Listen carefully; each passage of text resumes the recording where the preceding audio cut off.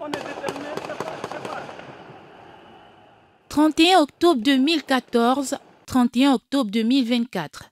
10 ans après la chute de Blaise Compaoré, l'espoir suscité par l'insurrection populaire du Burkina Faso reste toujours aussi fragile. 10 ans après que le peuple burkinabé a pris son destin en main, le rêve d'un renouveau reste terni par des défis multiples et persistants. En 2014, après 27 ans au pouvoir, Blaise Compaoré tentait de modifier la constitution pour briguer un nouveau mandat, provoquant la colère du peuple. L'un des symboles de cette révolte fut l'incendie de l'Assemblée nationale par des manifestants. Un acte marquant qui a précipité la démission de Compaoré et son exil en Côte d'Ivoire.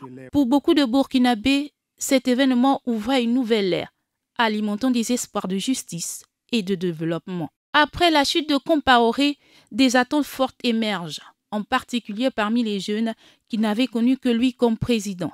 L'aspiration à voir les crimes du passé traités en justice grandit, notamment concernant les assassinats de l'ancien président Thomas Sankara et du journaliste Norbert Zongo. Si Compaoré a été condamné à perpétuité par contumace pour l'assassinat de Sankara, il demeure libre en Côte d'Ivoire. Quant à l'affaire Zongo, elle attend toujours une résolution.